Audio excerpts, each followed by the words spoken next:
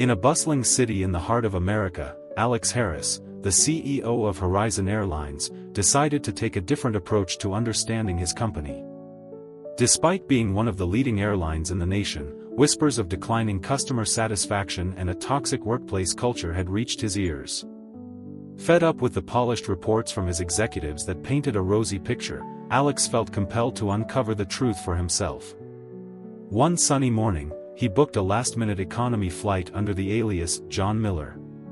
He wanted to blend in with the crowd, experiencing the airline from the perspective of an average passenger. As he boarded the plane, he felt a mix of excitement and trepidation, knowing that this decision could reveal the strengths and weaknesses of his airline. Seated in the middle of the economy section, Alex quickly noticed the diverse group of passengers around him. To his left sat Emily, a young woman in her late 20s, nervously tapping away on her phone. She was visibly distressed, her face pale and eyes red from crying. Behind her was Richard, a retired firefighter in his 60s, who was flying alone for the first time since his wife's passing. He appeared lost, fumbling with his boarding pass as he tried to navigate the unfamiliar process. As the plane prepared for takeoff, Alex overheard Emily's anxious whispers. "I should have been there sooner. What if it's too late?" Her voice trembled with fear. Richard leaned forward, offering comfort. "You're doing your best. That's all anyone can ask for." Alex felt a pang of empathy. He had created Horizon Airlines to ease travel, not to add stress to individuals already facing difficult situations. He leaned back in his seat, contemplating the implications of what he was witnessing. The airline was supposed to be a beacon of support, yet here were two passengers struggling through their journeys. Just then, a flight attendant named Mia approached. Unlike some of her colleagues, Mia exuded warmth and genuine care.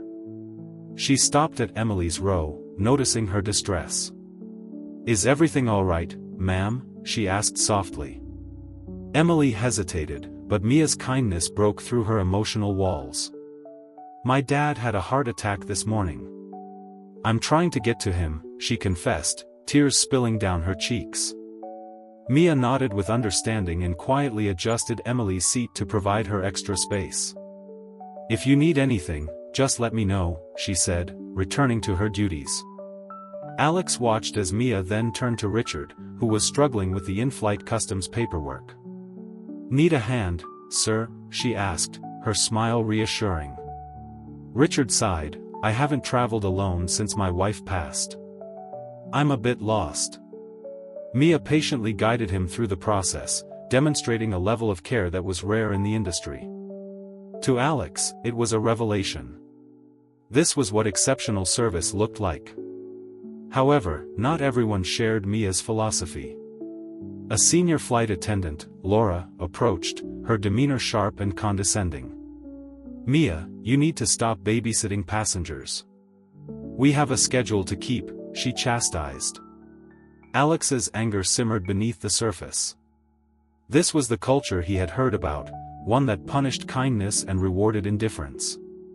As the flight continued, he observed Mia's unwavering dedication to the passengers, even in the face of Laura's dismissive attitude. When the plane landed, Alex knew he had witnessed enough to act. He would not reveal his identity just yet. Instead, he headed straight to the Horizon Airlines headquarters. He needed to investigate further. Later that evening, Alex logged into his company's internal system, pulling up Mia's personnel file. What he discovered made his blood boil. Despite years of flawless passenger feedback and a lack of complaints, Mia had been denied promotions repeatedly. Each rejection cited her as not leadership material and too soft. Alex frowned. How could someone with such compassion be overlooked? Digging deeper, he found that Laura was one of the primary figures responsible for blocking Mia's advancement. A pattern emerged: senior staff were promoting their friends while suppressing those with genuine talent.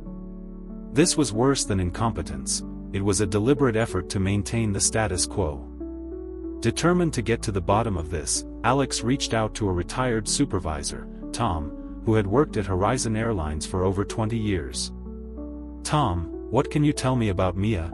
he asked when Tom picked up, sounding groggy. Mia's one of the best we've ever had. Passengers adore her, Tom replied. But she's been stuck in the same position for years. Laura and her crew don't like her. They play the promotion game, and Mia doesn't. Alex's heart sank. He had built Horizon Airlines on the principles of integrity and service, yet this toxic culture had taken root without his knowledge. As he processed the information, his assistant, Sarah, interrupted with urgent news. "You have two important calls, Alex," she said. "The first is from Mark Thompson, a billionaire investor considering a partnership with us," she explained. "The second is from Richard, the retired firefighter you met on the flight. He has some significant recommendations for us."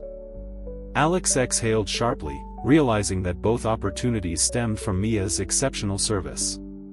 She had unknowingly connected with these influential individuals, yet her contributions had been unrecognized. The next morning, Alex called a company-wide leadership meeting.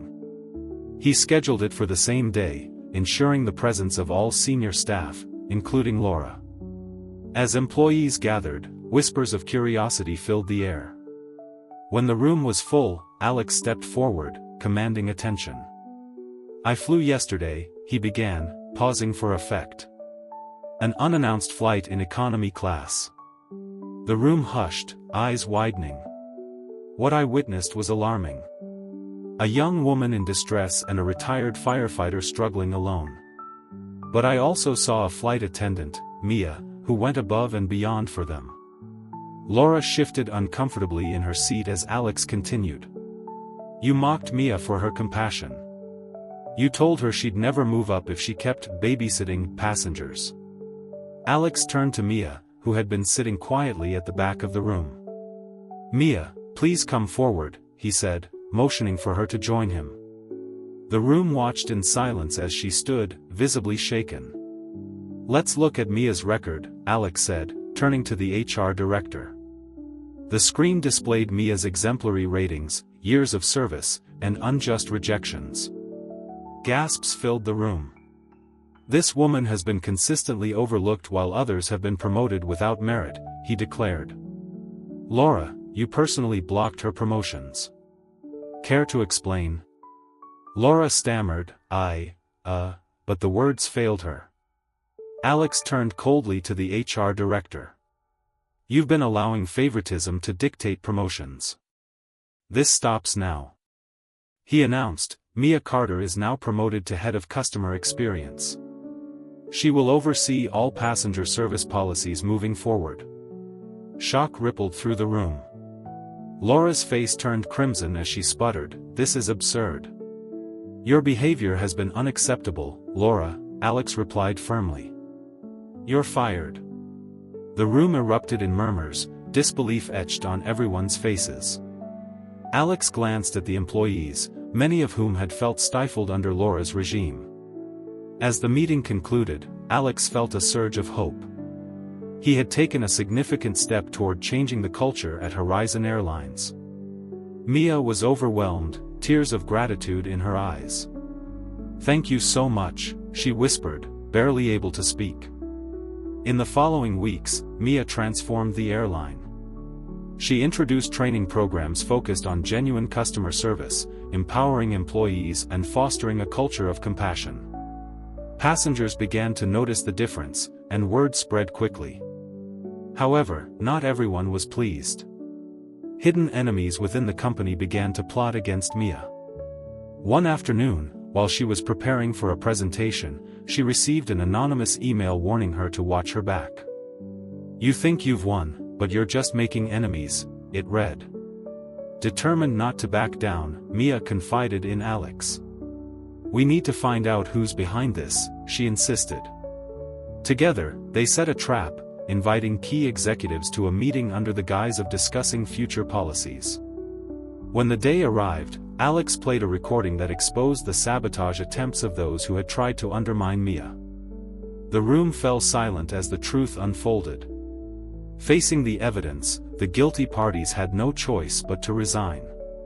With the toxic elements removed, Mia's role expanded further. She was now not only head of customer experience but also part of the executive team, ensuring that the airline would never return to its old ways. At the airport one day, as Mia watched passengers and employees interact harmoniously, she felt a sense of pride. She had fought against the odds, and now, the airline she loved was thriving. As she turned the corner, she spotted Richard, the firefighter, boarding a flight with a smile on his face.